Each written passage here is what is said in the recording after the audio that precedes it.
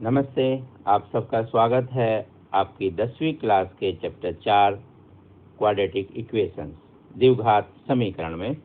आज पार्ट 3 की इस वीडियो में हम पढ़ने जा रहे हैं क्वाड्रेटिक फॉर्मूला। अब तक आप पढ़ चुके हैं कि गुणनखंड के माध्यम से द्विघात समीकरण के हल कैसे निकाले जाते हैं, और द्विघात समीकरण के जो हल हैं उन्हीं को हम उसके मूल बोलते हैं, जिनके लिए वो समीकरण को संतुष्ट करते हैं। तो द्विघाती सूत्र क्या है, आइए जानें। आप एक द्विघात समीकरण लेते हैं। आपको पता है कि द्विघात समीकरण क्वाड्रेटिक इक्वेशन में जो चर है, वेरिएबल है, उसकी अधिकतम घात 2 होती है। ये हम पहले ही जान चुके हैं। एक स्टैंडर्ड फॉर्म की इक्वेशन लेते हैं, ax² + bx + c = 0। इसे हम मानक रूप की द्विघात समीकरण बोलते हैं। यहाँ ध्यान रखने वाली बात सदा की तरह वही कि a 0 के समान नहीं होना चाहिए, a is not equal to 0, where a, b, c are real number, वास्तविक संख्याएं हैं, और a, b, c ये सब आपके क्या कहलाते हैं, a, b x² के साथ हैं, एक x के साथ हैं, एक कोएफिशिएंट है, गुणांक कहलाता है, c आपका कांस्टेंट अचर संख्या है, और x आपका चर राशि होती है, जैसा कि आप पूर्व में जान चुके हैं। तो यहाँ डिग्री आपकी अधिकतम 2 होती है, इसलिए अधिकतम जो मूल होंगे वो भी आपके 2 होंगे। ये सब हमने पिछली वीडियो में पढ़ा। एक बार फिर से इसकी पुनरावृत्ति करते हुए, तो रियल रूट्स क्या है, वास्तविक मूल। वास्तविक मूल वे हैं जो आप पहले पढ़ चुके हैं कि संख्या जो संख्या रेखा पर आप निर्धारित कर सकते हैं, अभी वो वास्तविक मूल। वास्तविक संख्याएं जो हमने पढ़ी आपके फर्स्ट चैप्टर में, तो जो मूल वास्तविक संख्याओं से संबंधित है उनको हम वास्तविक मूल बोलते हैं। इसके बारे में जानें, क्या है वास्तविक मूल, कब होते हैं वास्तविक मूल। तो हम 10वीं क्लास में जब भी मूल निकालेंगे सिर्फ वास्तविक मूल होने पर ही निकालेंगे। If roots are equal then हम उसे करेंगे, if roots are not equal तब हम उसे अभी नहीं करेंगे। वो हमारे 11वीं के सिलेबस का काम हो जाएगा, बाद में करेंगे, अभी आपके सिलेबस में वो नहीं है। वैसे जानकारी के लिए सिर्फ बताएं, जैसे आप 4 का वर्गमूल करते हैं तो या तो आप जमा 2 करते हैं या घटा 2, लेकिन -4 का वर्गमूल अगर आपसे करने को कहा जाए तो हम इस स्थिति में है कि हमें उत्तर ना जमा 2 लिख सकते हैं ना घटा 2। ऐसी संख्याओं को ही हम वास्तविक संख्या नहीं कहते, ये काल्पनिक या अवास्तविक नॉट रियल नंबर है, जिनकी चर्चा 11th क्लास में होगी। अभी सिर्फ आपको बता के यहाँ छोड़ दिया जाता है। तो b² - 4ac ये आपका है डिस्क्रिमिनेंट। d से भी आप रिप्रेजेंट कर सकते हैं जहां भी चाहें। तो d मतलब b² - 4ac, डिस्क्रिमिनेंट हिंदी में बोलते हैं विविक्त कर। तो b जैसा कि आपको पता है x का गुणांक है, a x² का गुणांक है, c आपका कांस्टेंट टर्म है। तो हम b² - 4ac पर निर्धारित करते हैं कि मूल किस प्रकार के होते हैं। ये हम नेचर ऑफ रूट्स में पढ़ेंगे अगली वीडियो में। आज अभी हम सिर्फ स्टैंडर्ड इक्वेशन के जो भी हैं आपकी क्वाड्रेटिक इक्वेशन, उनको क्वाड्रेटिक फॉर्मूले से सॉल्व करना सीखेंगे। तो b² - 4ac का मान जब आप निकालेंगे, या तो वो 0 हो सकता है या हो सकता है वो 0 से बड़ा हो। इन दोनों ही अवस्था में इससे वास्तविक मूल होते हैं, हम उन्हें निकालेंगे आपकी इस 10वीं क्लास में। लेकिन कभी कभी इसको लिख सकते हैं कि > 0, तो 0 होने पर, 0 से बड़ा होने पर आप रियल रूट्स या वास्तविक मूल कहेंगे। लेकिन यदि ये मान 0 से छोटा है, मतलब नेगेटिव आ गया, -1, -2, -1/2, ऐसे कुछ भी आ जाता है, तो हम कहेंगे रूट्स आर नॉट रियल, मूल वास्तविक नहीं होते हैं। वो हम 10वीं कक्षा में नहीं करेंगे, वो हमारे सिलेबस का पार्ट नहीं है अभी। तो वास्तविक मूल होने पर हम निकालेंगे, और आपके पास जो फॉर्मूला बनता है वो है -b ± b² - 4ac जो आपने निकाला, इसका वर्गमूल बटे 2a। b² - 4ac के स्थान पर आप d भी लिख सकते हैं, ये उसी का एक सांकेतिक रूप है। प्लस माइनस मतलब एक बार हम प्लस करेंगे एक मूल आ जाएगा, एक बार माइनस करेंगे दूसरा मूल आ जाएगा। आइए इसे विस्तार से समझें 1-2 सवालों के माध्यम से। जैसे x² - 4x = 2 = 0। हमने यहाँ गुणांक और चर राशि को अलग अलग रंग से दर्शाने का प्रयास किया, ताकि हम थोड़ा आरंभ में समझ लें अच्छे से। वैसे आप अच्छे से रिवीजन कर चुके हैं। तो x² के साथ कुछ भी नहीं है, आप चाहें तो उसे 1 ले सकते हैं। तो ये हम देख रहे हैं कि आपकी जो स्टैंडर्ड फॉर्म है वो है ax² plus bx plus c is equal to 0, जहाँ a 0 नहीं होता है।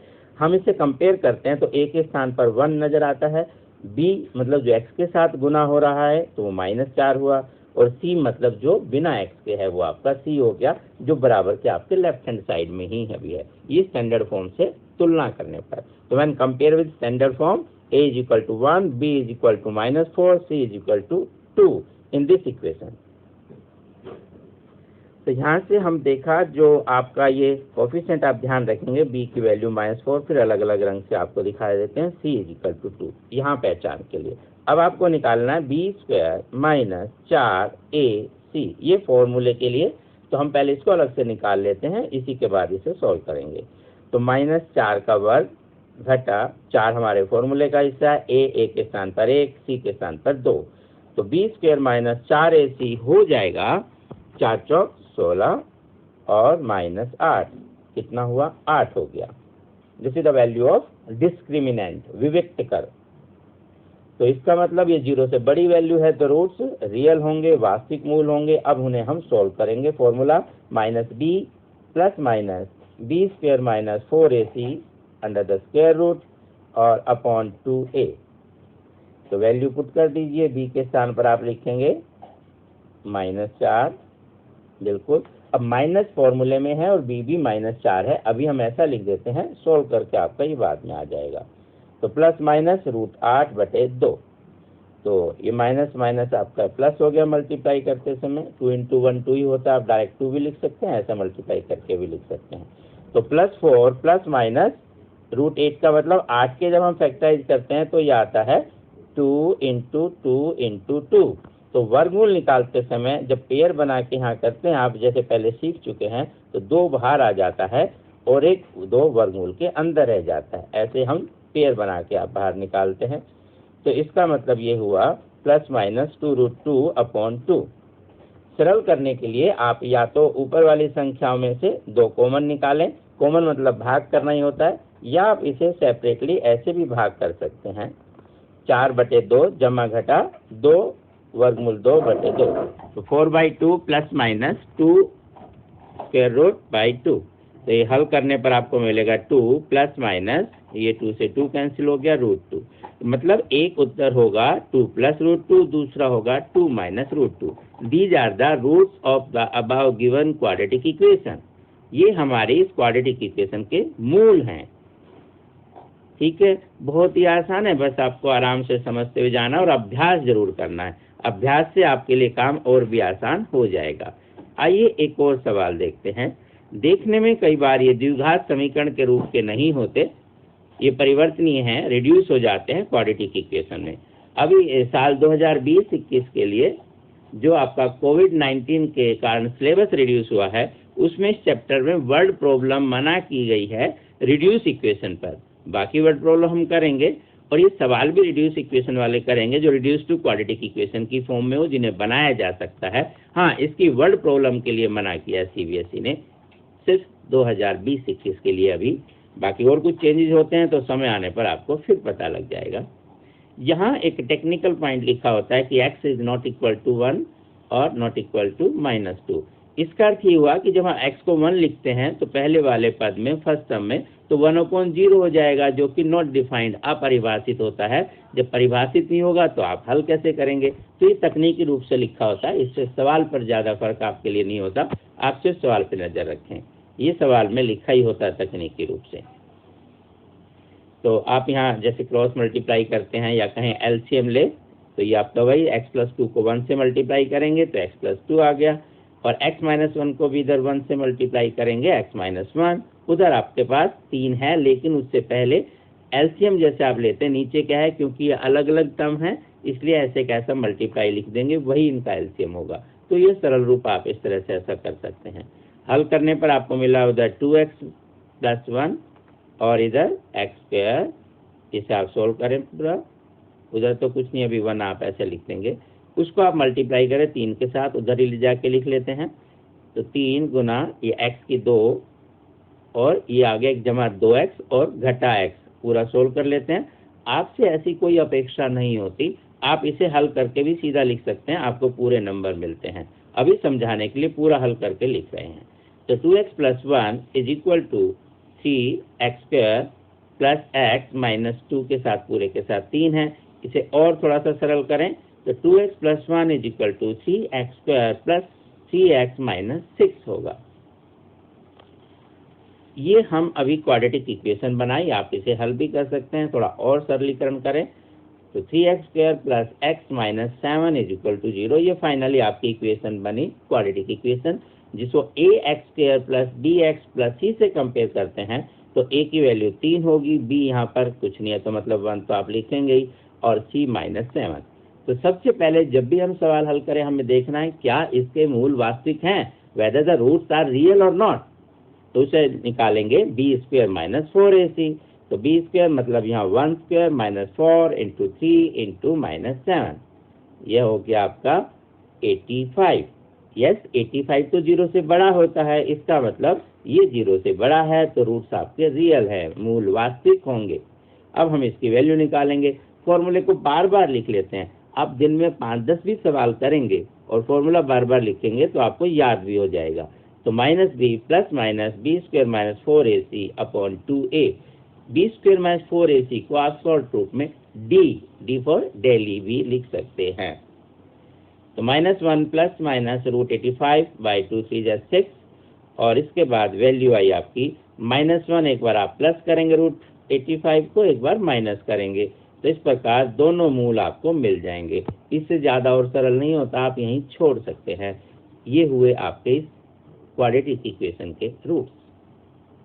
है ना आसान? बस अभ्यास करते चले और बढ़ते चलें।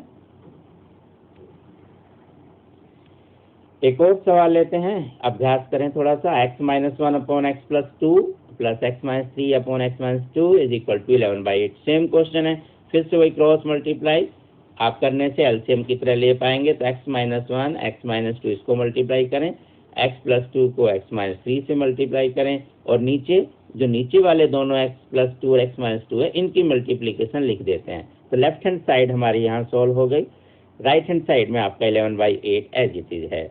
इसको थोड़ा हल करते हैं। तो ये आपका सरल करने पर x² - 3x + 2 हुआ। अभी आपको गुना करना आ गया है, आप मल्टीप्लाई कर सकते हैं। तो सरल करने पर ये हुआ, और दूसरे में x² + 2x और -3x जब लिखेंगे तो -x आएगा, देन -6, और divided by a + b, a - b में आप a² - b का स्क्वायर डायरेक्ट कर सकते हैं। तो x² - 4, और इधर आपका 11/8।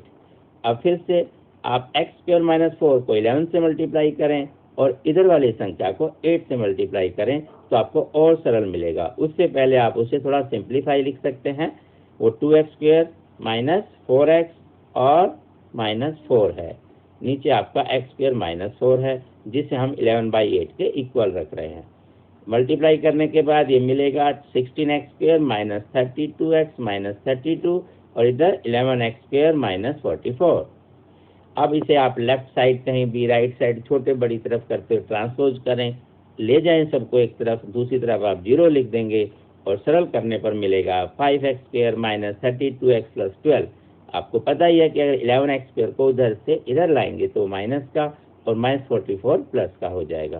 तो ये आपकी जो इक्वेशन पहले दी हुई थी, इसका परिवर्तन रूप हुआ द्विघात समीकरण के रूप में, क्वाड्रेटिक इक्वेशन के रूप में।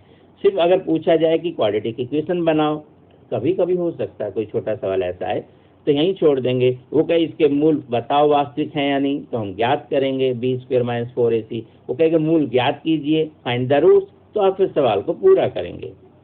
आइए आगे बढ़ते हैं। तो हमारे पास इक्वेशन मिली 5x² - 32x + 12 = 0, जहाँ a 5 है, b - 32 है, c 12 है। यदि हम इसे ax² + bx + c से तुलना करते हैं तो a का मान 5, b - 32, c = 12। तो b² - 4ac। एक और चीज यहाँ पर बात करने लायक है कि हम इक्वेशन देख के, यदि हमने पहले जो सीखा है गुणनखंड वाला सूत्र, उससे आसानी से करना चाहें तो हमें दिख रहा है कि 12 × 5 = 60 और 30 दूनी भी 60 होगा, तो 30 और 2 फैक्टर लिख के लिखा जा सकता है। जब क्वेश्चन पेपर में आए उसने कोई फॉर्मूले की बात ना की हो, तो आप किसी भी फॉर्मूले से कर सकते हैं। आप चाहे फैक्टराइज करके कीजिए या आप क्वाड्रेटिक इक्वेशन वाले इस फॉर्मूले से कीजिए। एक और होता था कंप्लीटिंग द स्क्वायर्स, वो पिछले वर्ष से ही सीबीएसई ने हटा दिया है, इसलिए हम उसकी चर्चा ही नहीं कर रहे। तो आप किसी भी फॉर्मूले से सॉल्व कर सकते हैं। अगर कहीं क्वेश्चन में लिखा है यूजिंग द क्वाड्रेटिक फॉर्मूला, तो हम इसी से करेंगे। अगर हम फैक्टर करके करते हैं तो फिर हमें अंक नहीं दिए जाएंगे। तो इसे आप ध्यान रखें कि क्वेश्चन में अगर मेंशन है कि आप इस फॉर्मूले का यूज करें तो कंपलसरी है कि आप यही करेंगे। अदरवाइज आप किसी भी फॉर्मूले से कर सकते हैं या आप फैक्टराइज करके भी कर सकते हैं, जो आपको इजी लगे। तो यहाँ हमें मिलता है 1024 घटा 240 जो होता है 784। बेशक ये 0 से बड़ा है, तो बेशक b² - 4ac 0 से बड़ा होगा। तो कोई डाउट नहीं है कि रूट्स क्या होंगे, रियल। हम बात कर रहे थे कि b² - 4ac को आप d भी लिख सकते हैं, कैपिटल D लिखे। दिस स्टैंड फॉर डिस्क्रिमिनेंट, विविक्त कर।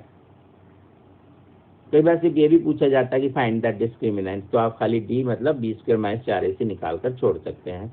फिर से फॉर्मूला लिखा जो आपको अब तक याद हो चुका, -b + (d² - 4ac/2a। तो b की जगह आप रखेंगे 32, आपके पास b कितना था -32, हमें लिखना था -b, तो माइनस क्या हो गया प्लस। अब आप सीख गए हैं तो हमने डायरेक्ट लिख दिया। 784 का वर्गमूल निकालेंगे, नीचे 2 × 5 10 लिखेंगे, तो आपके पास मिला 32 जमा घटा 28/10।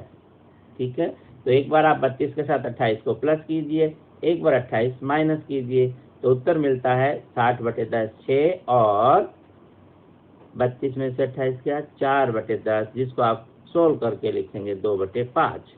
तो इसके आपके दो मूल हुए 6 और 2/5। तो 6 and 2 are 5 are the real roots of this quadratic equation।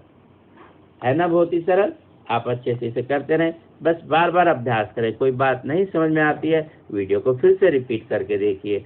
फिर भी कोई समस्या होती है तो कमेंट करके हमें बताएं कि हम आपकी समस्या को किस प्रकार दूर कर सकते हैं। कुछ शाब्दिक समस्याएं, वर्ड प्रॉब्लम पहले बनानी सीख लेते हैं। आपसे अगर कहा जाए सिर्फ बनाइए, हालांकि ये सब बहुत कम होता है तो सोल्व करने के लिए कहा जाता है, बट जैसा कहा जाए वैसा आप कर सकते हैं। तो रुचि की आयु मोनिका से 2 गुनी है, मतलब डबल है। 4 साल बाद उनकी आयु का गुणनफल 160 होगा। वर्तमान आयु बताना है। Age of Ruchi is twice the age of Monika. The product of their ages will be 160 after 4 years। Find the present age. तो प्रेजेंट एज हमें नहीं पता, जो चीज नहीं पता, अज्ञात है, वेरिएबल है, उसको हम एज्यूम कर लेंगे, कल्पना कर लेते हैं, मान लेते हैं कि मोनिका की वर्तमान आयु x वर्ष है, XES। तो रुचि की इससे उसने कहा डबल है, 2 गुनी है, साफ साफ पता चल रहा है, तो y लेने की जरूरत नहीं है। कुछ आपको नहीं समझ में आया तो आप y लेके भी कर सकते हैं, जैसा कि हमने पिछली वीडियो में बात की थी। तो ये 2x वर्ष हो गया। उसके बाद देखते हैं, पढ़ते हैं क्या कहता है। 4 साल बाद आयु का गुणनफल 160 होगा। यहाँ जल्दबाजी में कई बार गलती होती है, हम इनका गुणनफल करके 160 करके फिर प्लस कर देते हैं, वो गलत हो जाता है। आप क्वेश्चन को ध्यान से पढ़ें, जैसे अक्षरश पढ़ते जाएंगे ऐसे आप लिखते चले जाएं, कभी भी गलती नहीं होगी। तो 4 साल बाद, आइए पहले लिखें 4 साल बाद इनकी आयु क्या होगी। तो आफ्टर 4 years मोनिका की एज कितनी होगी। आज अगर वो x साल की है तो 4 साल बाद 4x नहीं लिखना, ये कॉमन एरर है जो कई बार हम बच्चे कर लेते हैं। 4 साल बाद, जैसे आज आप कितने साल के हैं, 14, 15, 16 जो भी, उसमें 4 प्लस करेंगे, तो अगर आप 15 साल के हैं तो 4 साल बाद होगा 16, 17, 18, 19, तो प्लस ही किया ना। तो ऐसे आप ध्यान रख के देखें। तो यदि आज आप x के हैं तो 4 साल बाद मोनिका x + 4 होगी, और रुचि की आयु वो 2x + 4 हो जाएगी, सिंपल। अब उसने कहा इसका गुणनफल, प्रोडक्ट, इनकी गुना किसकी, x जमा 4 और 2x जमा 4 की, और किसके बराबर दी हुई है 160 के। तो आप गुना करेंगे 160 लिखेंगे और समीकरण को सरल कर लेंगे। तो पूरा गुना करने पर और सरल करने पर हमें मिलेगा 2x² + 12x और -144। ये आपको सरल रूप में एक समीकरण मिल गई। आप इसे और भी सरल कर सकते हैं, ये 2 कॉमन लेके डिवाइड किया जा सकता है, मतलब समीकरण के दाएं पक्ष और बाएं पक्ष, divide both side by same number, आप ऐसा कर सकते हैं। यहाँ 2 से हमने दोनों तरफ डिवाइड कर दिया, तो और सिंप्लीफाई रूप में हमें मिला x² + 6x - 72 = 0। अगर वो कहता है कि आप सिर्फ द्विघात समीकरण बनाइए तो आपका सवाल यहीं खत्म हो जाता है। हम साथ साथ सीख लेते हैं हल करना। तो जब आप तुलना करते हैं ax² plus bx plus c से, तो a मिलता है 1, b होता है +6 और c मिलेगा -72। ABC की वैल्यू के बाद आपका अगला काम होता है b² - 4ac निकालना, जो यहाँ पर आपका आता है 324। तो क्योंकि ये 0 से बड़ा है तो मूल तो वास्तविक होंगे और आप उन्हें निकालेंगे कैसे, -b प्लस b² - 4ac लिखें या उसे d लिखें, आप जैसा भी चाहें। ये आपका सूत्र होगा, द्विघाती सूत्र, क्वाड्रेटिक फॉर्मूला। तो b की जगह हमने लिखा 6, फॉर्मूले में माइनस था तो माइनस इंटू 6, तो -6 प्लस माइनस, हमें वर्गमूल निकालना है 324 का, 2 से किया भाग, तो 324 का वर्गमूल आपको याद होगा। वर्गमूल अगर आपको आसान तरीके से निकालना है और याद नहीं है तो आप हमारी वर्गमूल ज्ञात करने की जो छोटी विधि है, शॉर्ट ट्रिक है, उसकी वीडियो देख सकते हैं, जिसका लिंक आपको इसी वीडियो के नीचे आपको मिल जाएगा डिस्क्रिप्शन बॉक्स में। तो -6 प्लस -18/2 ये आपका हल हुआ। इसे और थोड़ा सा सिंप्लीफाई करेंगे तो एक बार 18 को प्लस करेंगे और एक बार माइनस। हर बार एक जैसा काम करते हैं, बहुत आसान है। जैसे ही 4-5 सवाल आपने प्रैक्टिस किए ये और आसान हो जाएगा। तो ये हुआ 12/2 और -24/2, मतलब 6 और -12।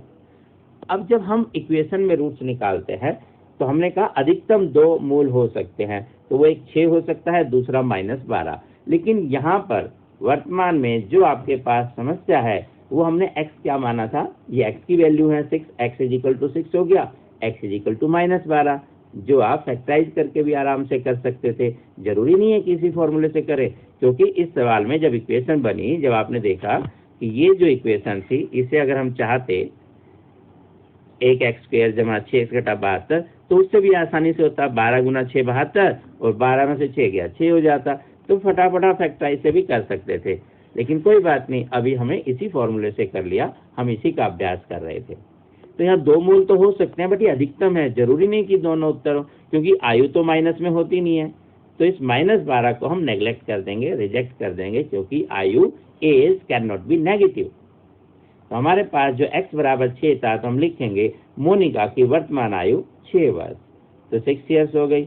और रुचि क्योंकि इससे डबल है, ट्वाइस है, तो 2 × 6 12 ईयर्स। तो ये आपका फाइनली आंसर हुआ। अगर पूरा निकालना है तो ऐसे अंत तक जरूर लिखें, नहीं तो आपका अंत में ये लैंग्वेज लिखने का 1 अंक कट सकता है अगर आपने वहीं छोड़ दिया तो ऐसे पूरा सवाल आराम से समझ के करते हुए आप करें, कहीं भी गलती नहीं होगी। ठीक है, आपको अच्छा लगा लाइक कीजिएगा, शेयर कीजिए अपने दोस्तों के साथ। यदि चैनल को सब्सक्राइब नहीं किया तो वो भी जल्दी से कर लीजिए, और हाँ, बेल आइकॉन जरूर दबाइएगा, जो ऑल है उस पर क्लिक कीजिए, ताकि वीडियो बनते ही आपको सीधा खबर आपके पास आए। चलते रहिए, सफलता जरूर मिलेगी इस रास्ते पर। आप हमारे साथ हैं पथ पर। स्वस्थ रहे, सुखी रहे। नमस्ते, फिर मिलते हैं अगली वीडियो के साथ।